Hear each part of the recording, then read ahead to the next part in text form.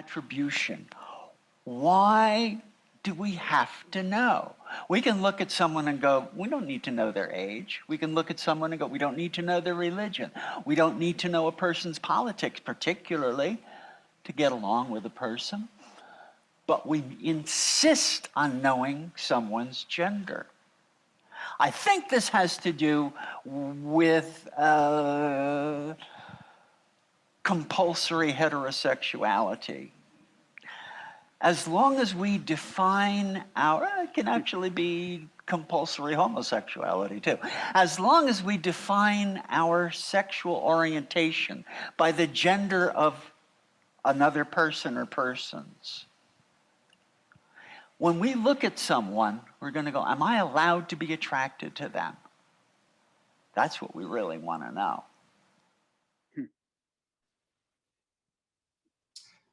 Yeah, and it's profound in many ways, Kate, because I think that's what causes confusion between people, because they expect that if you are a lesbian, you will only be attracted to women, and if you're a gay male, you'll only be attracted to men. And there are people that are born the cisgender, etc. But you want to resist, right? Labels and calling people anything, right? I mean, where do you stand on pronouns, for instance? Oh, golly. They're everywhere. I Again, get emails from people with their pronouns, right? yeah, I would have to write, it would take me the whole page to list the pronouns that I'm willing to be described as or referred to as. And I don't think anybody would be wrong, whatever pronoun they used for me. They might be in the wrong time. Like, for example, you could refer to me as Kate Bornstein. He and I went to the store together. And I go, yeah, that must have been a long time ago. But yeah, that worked. I'm not being he these days, and honestly, I'm not particularly being she these days. Western culture has developed an identity known as non-binary, where we see gender as two, male and female, as a binary, like a binary star system with two stars that circle each other, binary, gender binary.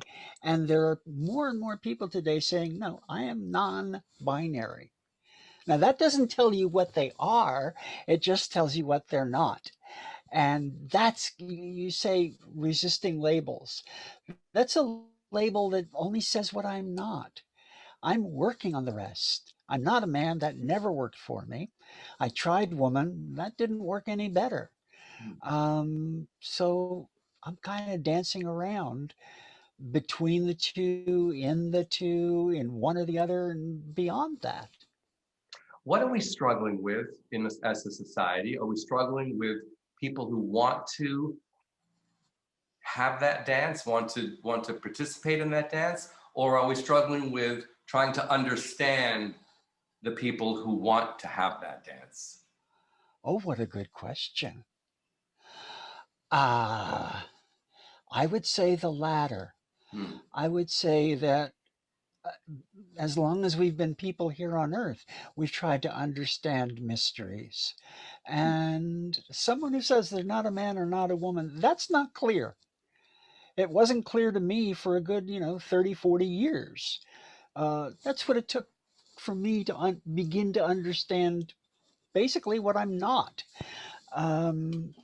So yeah, I think the struggle is with understanding that. Good one. Right. Hey, can I Of course, prompt? yeah. You talk about the 4 dimensions, and I've cited what you've said, Kate, multiple times about the multiple dimensions, which include the final one, which I think is quite important and essential when you talk about 30 or 40 years. So if I can urge you to share that.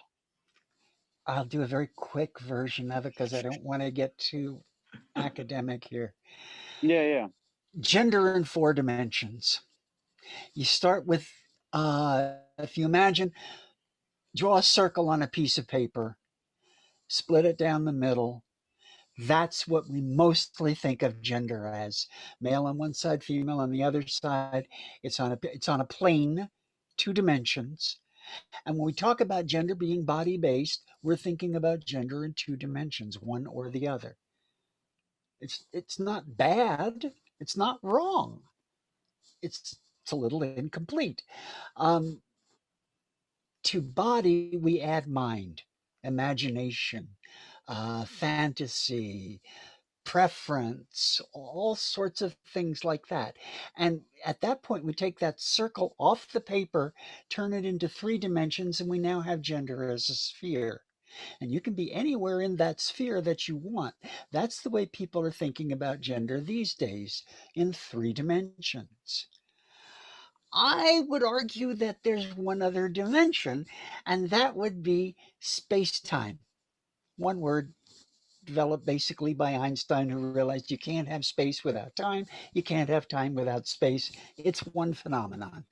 Um, Gender, like everything else we can label, exists in time through space. It just does. You can't have it without it. Gender, the way we think of gender now and here in this country, is very different from the way people thought about gender 400 years ago in another country. And that's what is so beautifully addressed in the film. So now, instead of three-dimensional sphere, you extrude that into a four-dimensional continuum that travels through time and in space. And that's my gender. My gender isn't a series of incidents. Well, it could be, you could look at it that way, but it's a 74 or 73-year-old phenomenon.